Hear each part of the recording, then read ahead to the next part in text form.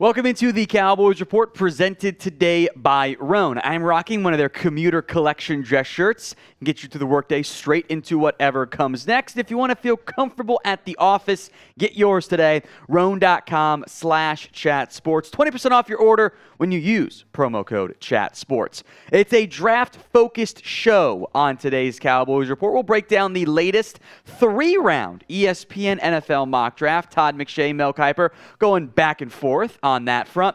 And there's even more. Bijan Robinson to the Dallas Cowboys buzz because they trade up. We'll discuss that one in depth. But first, the channel still might go to sub only if we don't get to 154.5K subscribers around the NFL draft. There's always a bit of a slight delay on the numbers, so we'll give you some buffer time there.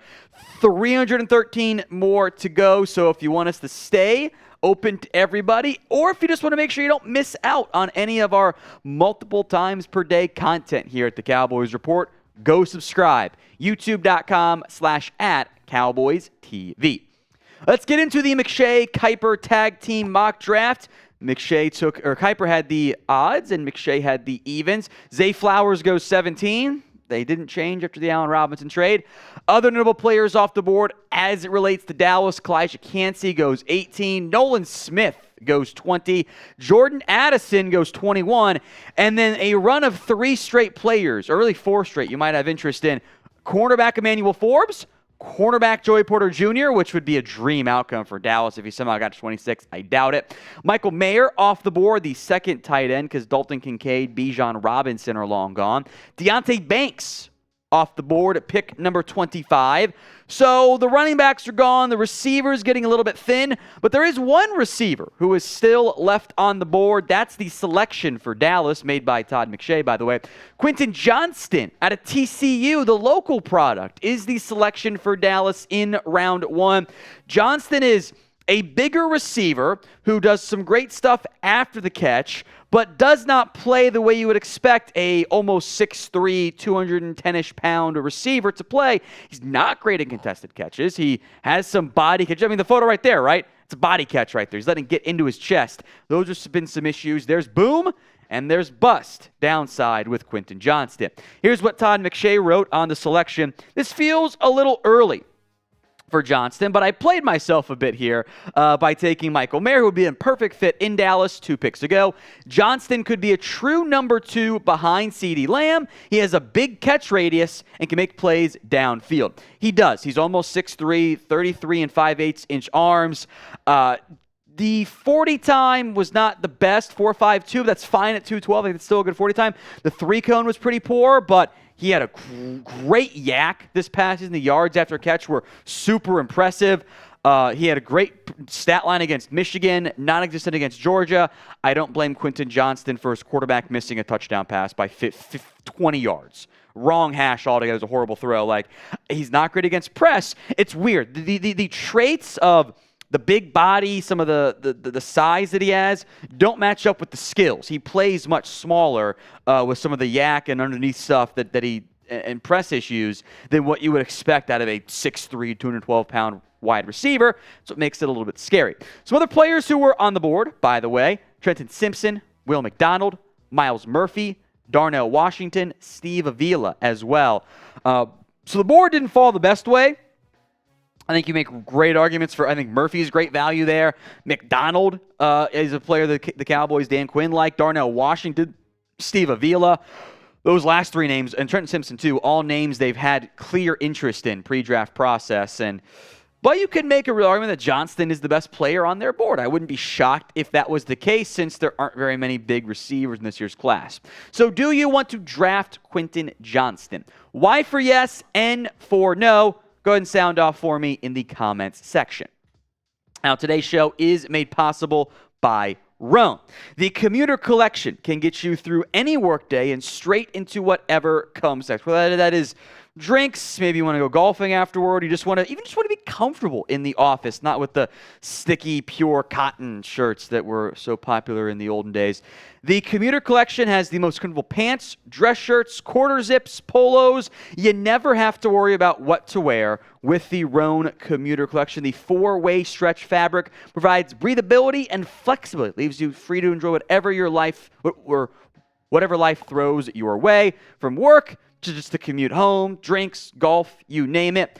Head to roan.com/chatsports and use promo code chatsports. Save 20% off your entire order. That's 20% off your entire order when you go to roan.com/chatsports and use code chatsports. It's time to find your corner office comfort. Upgrade your closet with Roan today and get that 20% off with the promo code chatsports, roan.com/chatsports. It's in the comment section and the description of today's show.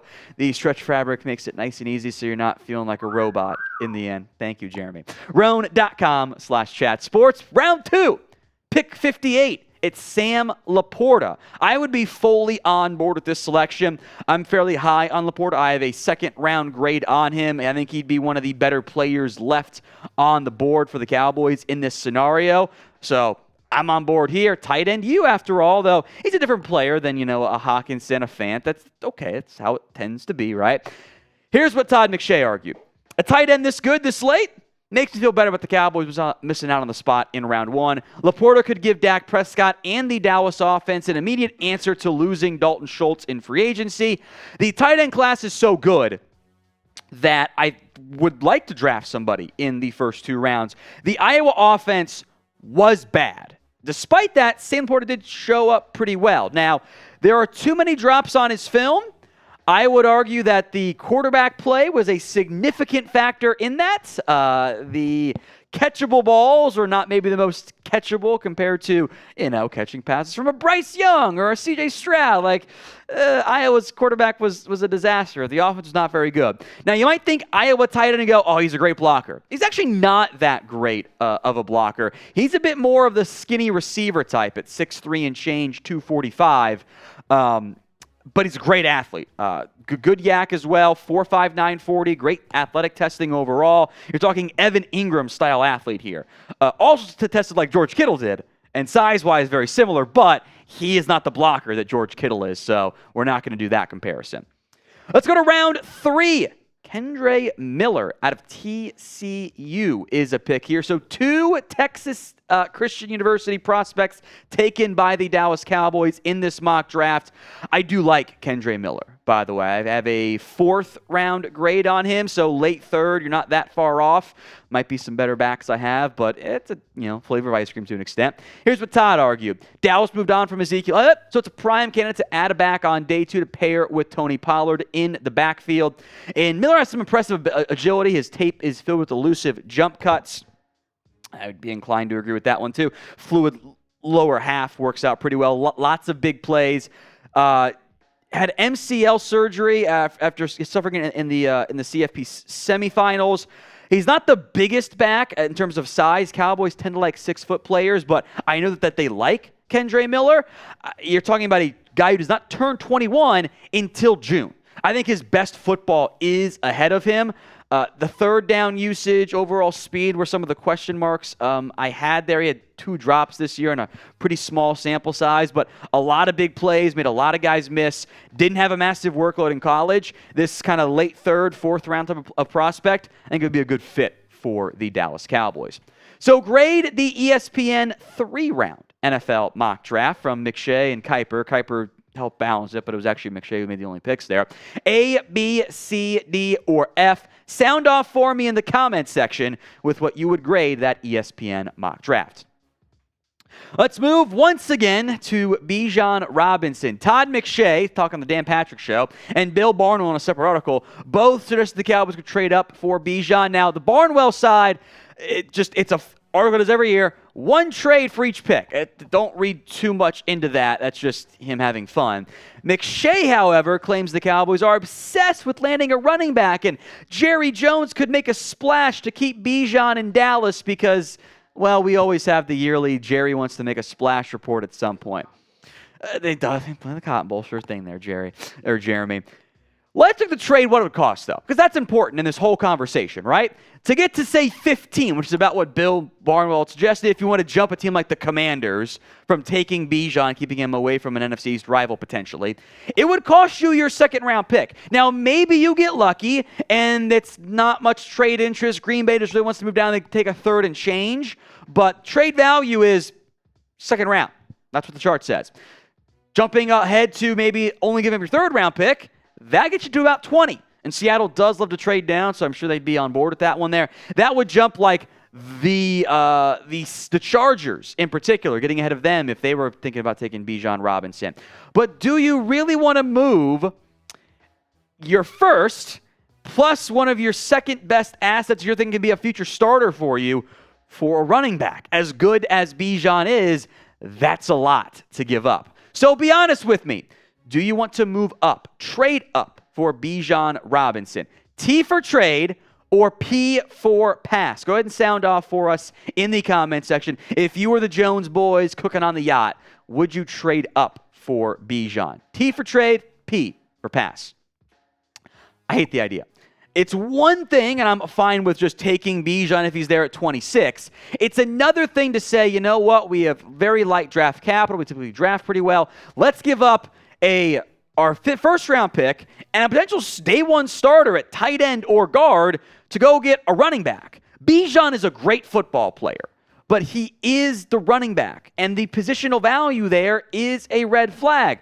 I wouldn't want to move up for a tight end either. There's only a couple guys I would want to move up for. I'm going to leak the Peter Skronsky faked Laramie Tunsil video all over again to get him to drop, but I'm not doing it for Bijan. By the way, the Jerry Jones wants to make a splash in the draft is a myth. When was the last time Jerry Jones and the Cowboys actually did that? I would find us trading up in round one, right? That was Morris Claiborne way back in 2012. That's how long we have to move and look back to find the last time the Cowboys made the splash to go up and get somebody. We're talking a decade plus. So this whole idea of, well, Cowboys need a running back, I think it's forcing dots to be connected and going, well, Jerry loves running backs and Jerry wants to make a splash. He's not in charge anymore. So I would be shocked, and I'd be, if the cost is what the cost is projected to be, I'd be fairly upset moving up to go get a running back, because when was the last time a running back put the team over the top? Emmitt Smith. When he held out, came back, got paid, and worked out wonders. That is the last time it's happened. I'm not moving up significant assets to give that up.